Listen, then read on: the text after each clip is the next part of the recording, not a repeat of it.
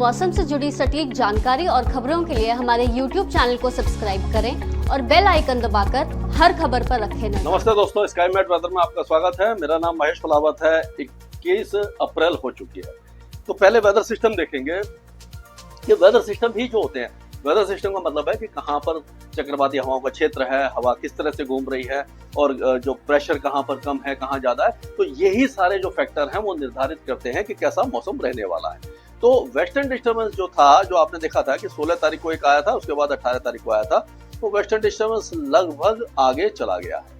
ये जो पहाड़ों से अब आगे चला गया है और पीछे दूर दूर तक कोई बड़ा वेस्टर्न डिस्टर्बेंस दिखाई नहीं दे रहा। वैसे भी अप्रैल के आखिर में जाकर के वेस्टर्न डिस्टर्बेंस कमजोर पड़ना शुरू हो जाते हैं। अब क्या है कि एक साइक्लोनिक सर्कुलेशन बना हुआ है जो उत्तरी बांग्लादेश के ऊपर है, एक असम के ऊपर है।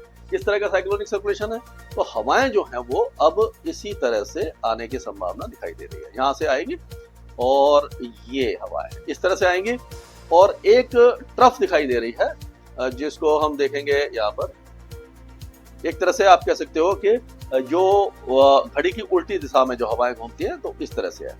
तो यहाँ से ये इस तरह से आएगी। तो अब आप देखेंगे कि ये नमी वाली हवाएं यहाँ पर आ रही है, यहाँ से सूखी हवाएं आ रही हैं। तो ये जो इलाका है तटीय आंध्र प्रदेश और दक्षिणी उड़ीसा का, यहाँ पर ये दो सूखी और नम हवाओं का जो मिलन होगा, उसके कारण यहाँ पर बादल बन सकते हैं और यहाँ पर गरज चमक के साथ बौछारें हो सकती है। और दूसरा क्या है कि यहाँ से ये जो बंगाल की खाड़ी से नमी लेकर के हवाएं यहाँ जा रही हैं, तो पूर्वोत्तर राज्यों में, सिक्किम में और उपहिमालयी पश्चिम बंगाल में काफी अच्छी बारिश की संभावना नजर आ रही है। तो यही दो इलाके हैं जो बारिश देखेंगे।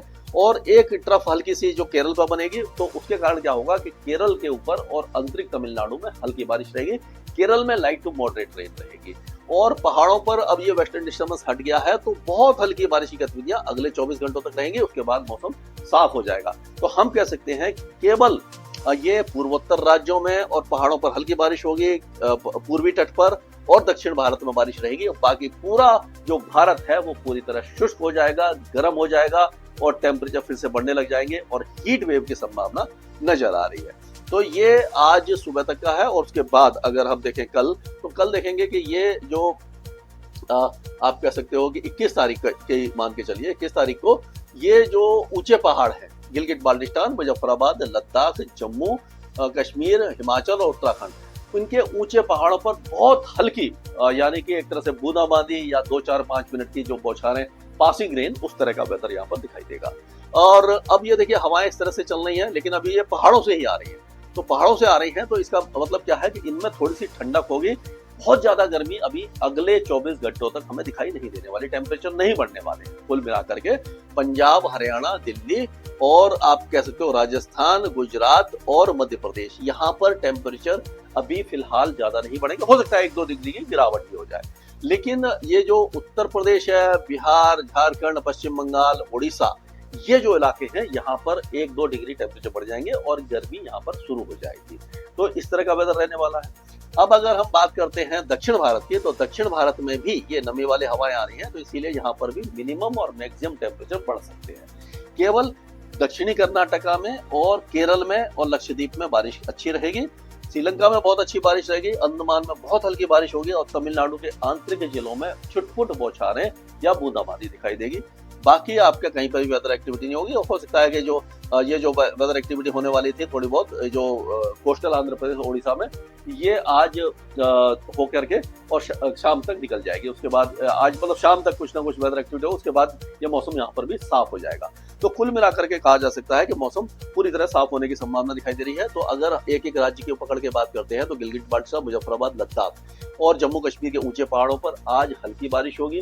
निचले इलाके सूखे रहेंगे। उसी तरह से हिमाचल और उत्तराखंड के ऊंचे पहाड़ों पर बूंदाबांदी होगी, बाकी कुछ नहीं होगा। अब पंजाब की बात करें, तो पंजाब में जो हवाएं हैं वो एक तरह से यहाँ से आ रही है, ये यानी उत्तर पश्चिम से आ रही हैं। तो यहाँ पर अभी भी टेम्परेचर थोड़े से गिर सकते हैं और यहाँ पर मौसम बहुत ज्यादा गर्म नहीं होगा। रात का मौसम थोड़ा सा कंफर्टेबल होने की संभावना नजर आ रही है। और यही जो सिस्टम है, यानी इसी तरह की हवाएं जो हैं वो यहाँ पर भी आएंगी, हरियाणा और दिल्ली में। तो यहाँ पर भी अगले 24 घंटों तक तापमान बहुत ज्यादा नहीं बढ़ेंगे। उसके बाद गर्मी आएगी और धीरे धीरे हीट वेव आ सकती है। अब अगर उत्तर प्रदेश की बात करें तो उत्तर प्रदेश में अब टेम्परेचर बढ़ रहे हैं, धीरे धीरे गर्मी आ जाएगी और हो सकता है कि जो दक्षिणी इलाके हैं, महोबा है, झांसी, ललितपुर, बांदा, हमीरपुर, जालौन और प्रयागराज, वाराणसी, ये जो इलाके हैं काफी ज्यादा गर्म हो जाए और ये यहाँ पर 42-43 डिग्री तक टेम्परेचर जा सकता है। अब बिहार में जो बारिश की गतिविधियां हो रही थी वो अब समाप्त हो जाएंगी। जो भी चिंता थी किसान भाइयों की वो अब खत्म हो जाएगी, यानी कि अब फसल को कोई नुकसान की आशंका बारिश और जो तेज हवाओं के कारण नहीं होने वाली है। तो यहाँ पर मौसम अब साफ होने वाला है। उसी तरह से झारखंड में भी कोई वेदर एक्टिविटी नहीं होगी। हालांकि पश्चिम बंगाल के दार्जिलिंग, जलपाईगुड़ी, अलीपुरद्वार, कोच बिहार, यहाँ पर हल्की बौछारें पड़ सकती है। बाकी इलाके यहाँ के भी सूख जाएंगे और उत्तर पूर्वी राज्यों में, सिक्किम से लेकर के उत्तर पूर्वी राज्यों में अगले 2-3 दिनों के दौरान हल्की से मध्यम बारिश जारी रहेगी। राजस्थान की अब बात कर लेते हैं तो राजस्थान में अभी फिलहाल टेम्परेचर 24 घंटे तक नहीं बढ़ेंगे, उसके बाद टेम्परेचर बढ़ जाएंगे। 45, 46 और 47 डिग्री का आंकड़ा एक बार फिर अगले 3 दिनों में आ सकता है। हीट वेव फिर से परेशान कर सकती है। और उसी तरह से ये जो ग्वालियर, मुरैना, शिवपुरी, ये नीमच, रतलाम, धार, खांडवा, खरगोन, ये सारे इलाके अब धीरे धीरे गर्म होने लग जाएंगे। फिर से यहाँ पर जो है थोड़ा सा टेम्परेचर बढ़ेंगे, भीषण गर्मी आ जाएगी, दिन में तेज धूप निकलेगी, आसमान साफ रहेगा और कोई भी मौसमी गतिविधि यहाँ पर दिखाई देगी। छत्तीसगढ़ भी पूरी तरह शुष्क रहेगा। उड़ीसा में जो थोड़ी बहुत बारिश हो रही थी वो भी अब समाप्त होने वाली है।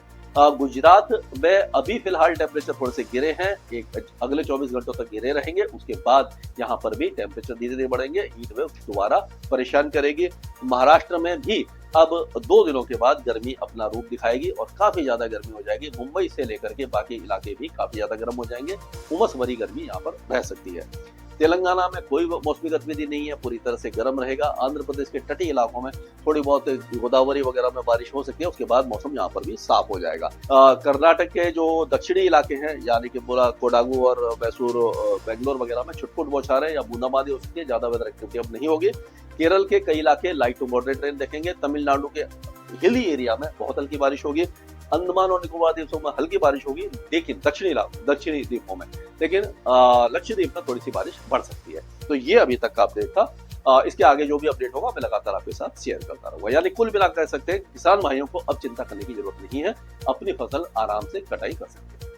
धन्यवाद। आज ही डाउनलोड करें स्काईमेट मोबाइल ऐप, पूछे मौसम का हाल अपनी पसंदीदा भाषा में और रहे बाकियों से एक कदम आगे।